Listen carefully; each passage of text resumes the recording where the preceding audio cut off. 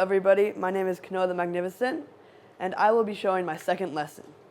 So before I taught you this trick. It's a really simple trick, the first trick that you learn when you juggle.